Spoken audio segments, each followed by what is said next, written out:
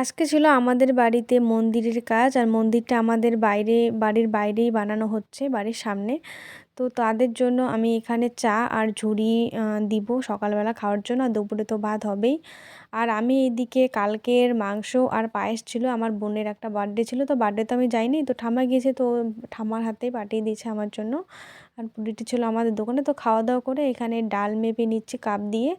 তো ডালটা উনুনে বসিয়ে দিয়েছি, আর আজকে সকাল কি দুপুরবেলা রান্নাটা আমি উনুনেই করব, যেহেতু অনেক লোক আছে কাজের। ওইদিকে উনুনে ডাল বসিয়ে দিয়ে এদিকে এসেছে সবজি কাটতে।